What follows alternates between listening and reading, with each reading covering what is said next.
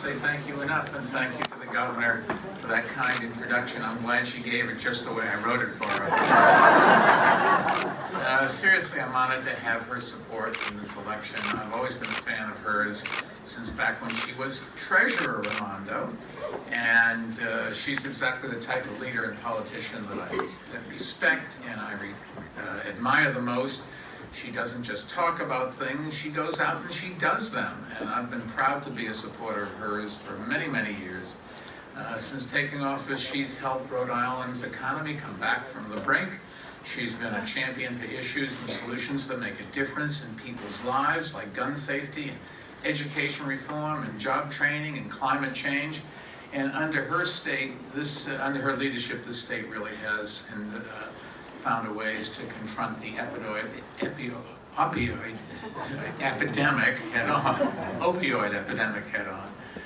She knows what an urgent crisis this is, and she hasn't just declared a state of emergency and walked away like the president did. She's actually adopted new policies and strategies to expand access to treatment. As we all know, addiction and overdoses are killing so many people and destroying so many families. We just have to stop it. And my foundation does a lot of work on this issue. We're glad to support the governor's work through our relationship with Johns Hopkins. We're also working to help other states replicate the things that she has done effectively here. So what you should know, what happens in Rhode Island can have a nationwide impact, and Governor Raimondo has certainly shown that. There's another area we're both working on to make a national impact this year, voting. And that's why we're here. I think it's fair to say this is no ordinary election. The governor helped launch an organization dedicated to helping the Democratic nominee win in November, whoever that is. I assume we know who it's going to be, God willing. I've made the same commitment because we just cannot afford another 4 years of Donald Trump. Enough. And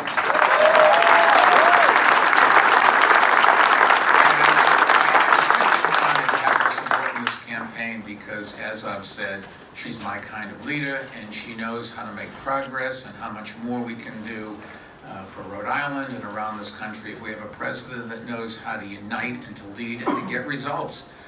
She's done an amazing job without help from Washington, and can you imagine how good the state will be if she can get some help from Washington to double up and even do more. So you the state owes her a great deal of gratitude. I was told she was just going to squeak by in her re-election. Turns out she did better than anybody has ever done in a generation. So the people of Rhode Island do recognize what she's done, and they said thank you by saying just do it for another 4 years. Now I'm told they have term limits here. Is that true? I had term limits in New York too. I mean, I should start thinking about that. If she's that good. Start anything. No, she's saying no. I said no too, you know. Seriously, last night the president delivered his State of the Union address. But the sad truth is our union is divided like it has never been before in our lifetimes. And because, let's face it, we have an angry, out of control, lawless president dividing the country, dividing the people, and abusing his office.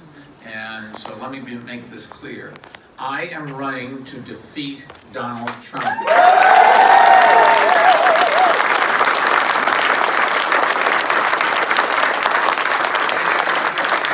running to bring our country back together and to start putting the United back in the United States of America. And to get big things done. My whole career, I've been a doer. And I believe we need less talk, less partisanship, less division, less tweeting. In fact, what about no tweeting from the Oval Office ever again?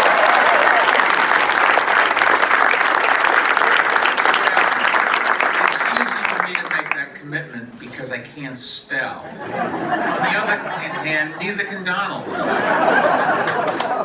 Seriously, this is a campaign for change. for sanity, for honesty, for Hey, Michael, inclusion, why was for your name in Epstein's compassion. black book? Hey, Michael, how come your name was in Epstein's black book? How come your name was in Epstein's black book? Just answer the question. Why was your name in Epstein's black book?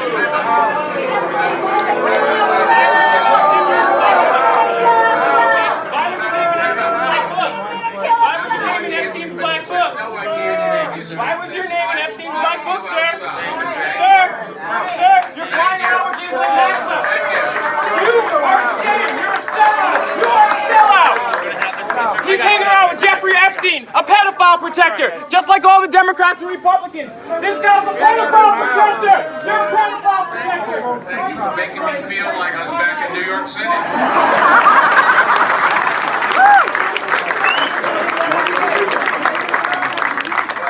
Thank you, I appreciate your thoughts. You're a fraud. Nobody's going to take away your guns.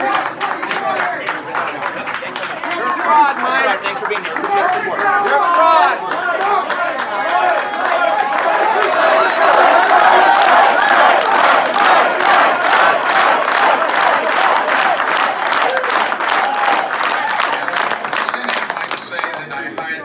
So I can look good, but anyways, I'm sure you've all heard the slogan that, thank you, you've all heard the slogan that Mike will get it done. And just let me tell you what the it is. It means winning this November and sending Donald Trump back to Mar-a-Lago, or please, he's going back to Mar-a-Lago permanently.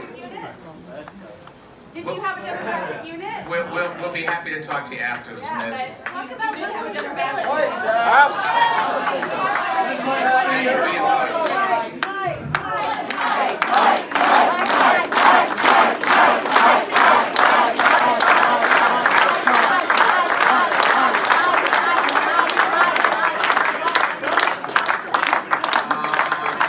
That's just the beginning. Because getting it done and dealing with people, this happens not all the time. It happens actually very seldom. But it's nice that people have First Amendment rights and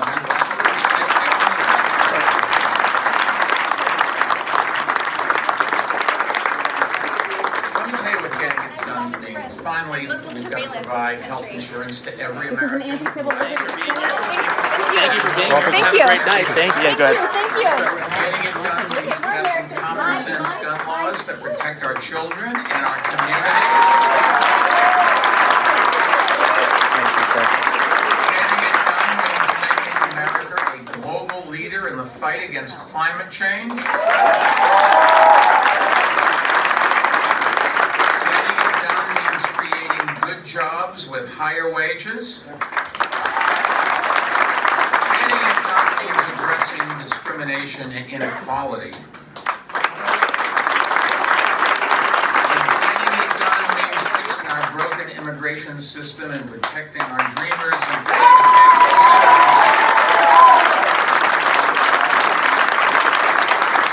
We just have to take you a path to citizenship for the 11 million people who are living in the shadows in this country. Yes. Getting it done also means protecting women's rights and appointing judges who will defend those rights.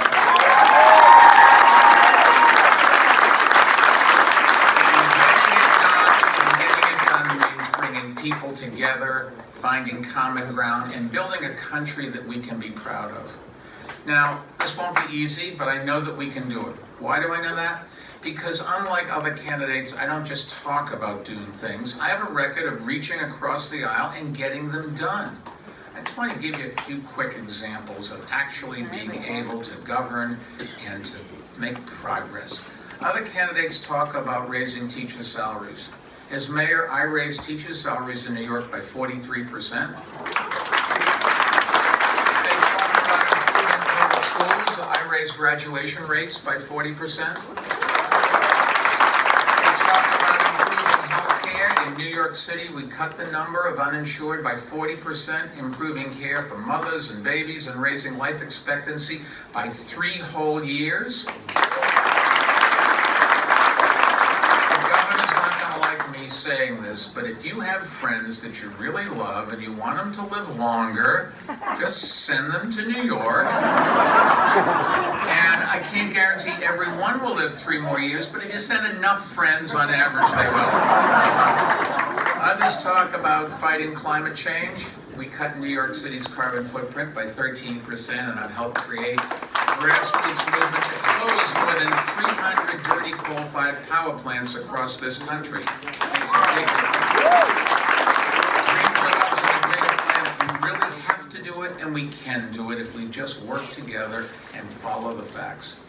Others also talk about stopping gun violence. In New York City, we cut murders by 50%. And I've taken on the NRA, creating a gun safety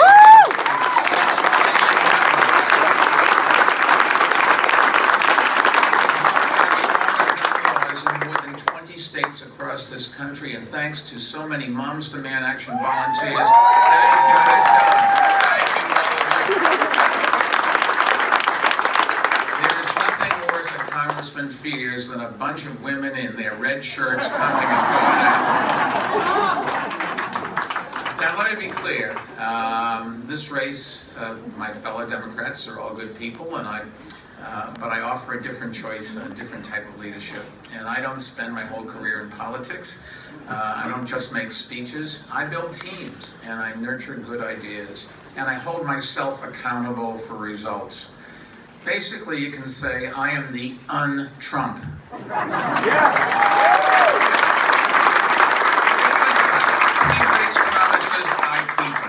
He divides people, I try to unite them. He's a climate denier. I'm an engineer, I actually believe in science. Can you imagine that? He tweets, I follow facts, respect data, and tell the truth. He looks out for people who inherited their wealth. Unlike him, I'm self-made. And I'll raise estate taxes and reverse the Trump tax cuts to generate some of the revenue we need to start fighting income inequality in this country.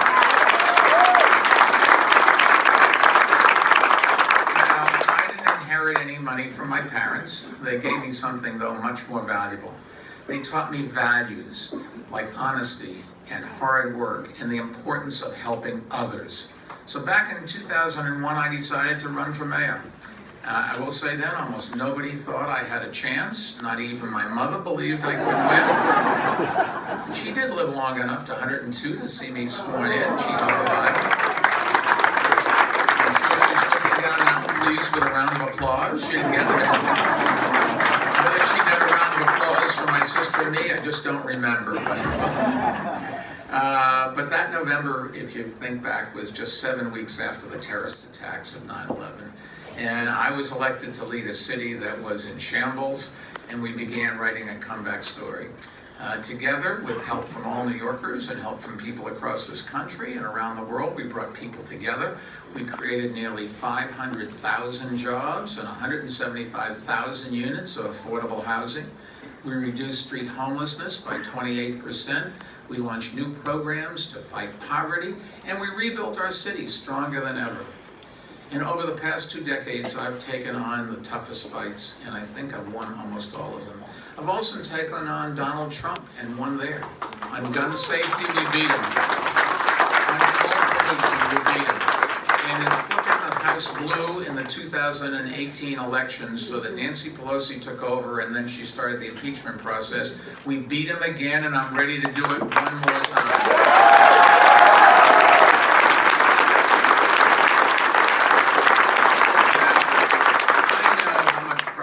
Possible with strong leadership because I've seen it. I've seen it right here in this state, and I've seen it in many other places, and I know we can make the promise of America real for every single person in this country. So if you want quality health insurance for everyone, if you want to combat inequality with fairer taxes and better jobs, if you support my commitment to quality public education no matter what zip code you live in,